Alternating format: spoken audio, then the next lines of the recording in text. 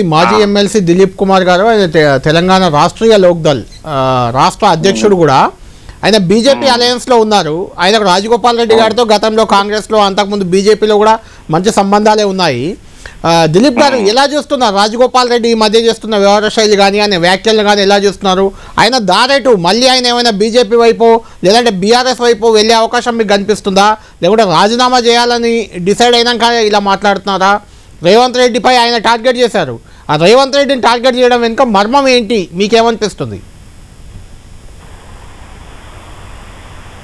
మిత్రులందరికీ నమస్కారం.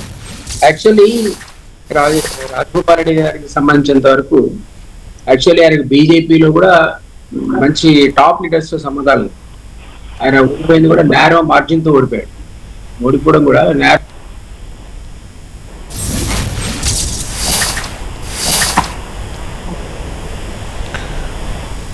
రైట్. దిలీప్ గారిది డిస్కనెక్ట్ అయినట్టుంది. కృష్ణారెడ్డి గారు, ఒకటండి, ఆయన బీజేపీలా మార్జిన్ తో ఓడిపోయిండు, ఎట్లా ఓడిపోయిండు ఏదనేది అవన్నీ తెలిసిన విషయాలే. నేను అనేది ఏంటంటే, నీకు అవకాశం వచ్చింది 2009కి వెళ్ళి ఇయ్యాల వరకు మునుగోడు ప్రాంతానికి ఏం పని చేసావు? ఒక్క నిమిషం కృష్ణారెడ్డి గారు, ఒక్క నిమిషం లైన్ లో. దిలీప్ గారు చెప్పండి. నేనేమంటానంటే, అప్పుడు కూడా ఆయన బీజేపీ అన్నది ఈయన కొట్టలేదు కేసీఆర్ అనుకున్న సందర్భం లోపల ఆయన కాంగ్రెస్ వైపు వెళ్ళాడు. ఆయన కాంగ్రెస్ కు వెళ్ళేటప్పుడు మాలాంటి వాళ్ళని చాలా మంది, వివేక్ వెంకటస్వామి కావచ్చు, ఎన్ఎం శ్రీనివాస్ రెడ్డి కావచ్చు, నేను కావచ్చు, చాలా మంది కూడా బీజేపీ కుట్టదిగా ఆ పరిస్థితి లేదు. బండి సంజయ్ని మార్చిన తర్వాత వాతావరణం మారిపోయింది. కేసీఆర్కే ఎక్కువ అవకాశాలు అరువు కనపడ్డాయి కాబట్టి కొట్టే సామర్థ్యం కాంగ్రెస్ ఉందనే దానికి దోహదంగా మేమందరం కూడా పోయేటప్పుడు నాకు తెలిసి ఆయనకు డైరెక్ట్ రాహుల్ గాంధీ అసూరెన్స్ ఇచ్చాడు, వేరే వాళ్ళు కాదు. రాహుల్ గాంధీ నేను రండి బీజేపీ నుంచి మీకు మంత్రి పదవి ఇస్తామని చెప్పి నాకు ఖచ్చితంగా నాకు సమాచారం ఉంది. 100% నాకు తెలుసు జరిగింది. ఒకసారి ఆయనకి 100% అసూరెన్స్ ఇచ్చిన తర్వాత ఇక నువ్వు రెడ్డివా లేకపోతే మీ అన్న మంత్రియా ఇవన్నీ తర్వాత వచ్చిన సమస్యలు కదా. ఆ అసూరెన్స్ ఇచ్చినప్పుడే చూసుకోవాలి. రాజీవ్ గాంధీ అంటే దిలీప్ గారు రాహుల్ గాంధీ ఇచ్చిన అష్యూరెన్స్ ని రేవంత్ రెడ్డి అడ్డుకున్నారని ఆయన టార్గెట్ చేశారు అనుకోవచ్చా?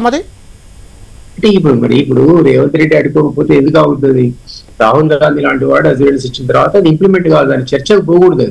అది ముగ్గురు మంత్రులున్నారా, 2 మంత్రులు అట్లా అంటే మరి వివేక్ కుటుంబాలు కూడా 2 ఎమ్మెల్యేలు ఉన్నారు, ఎంపీ ఉన్నాడు, ఆయనకి 20 మంత్రి కూడా ఇచ్చారు.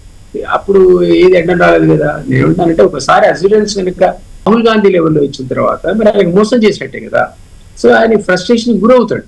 ఒకటి కాన్స్టిట్యున్సీ డెవలప్మెంట్ కావట్లేదు అనేది మిత్రుడు కృష్ణారెడ్డి గారు అన్నట్టు అది వేరే అంశం.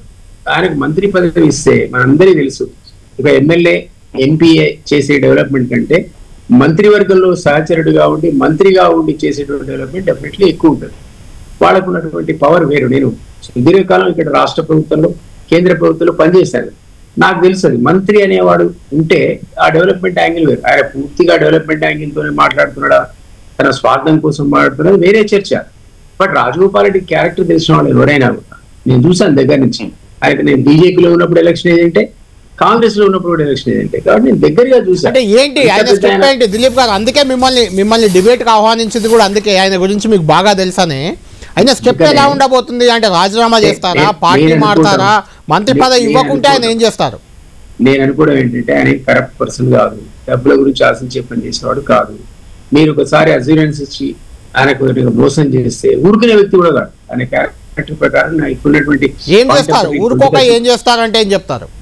నేను అదే చెప్తున్నాను. ఇప్పుడున్నటువంటి కాంటెంపరీ పొలిటికల్ సిచ్యుయేషన్ లో బీజేపీ ఆశించిన స్థాయిలో పైకి లేవట్లేదు.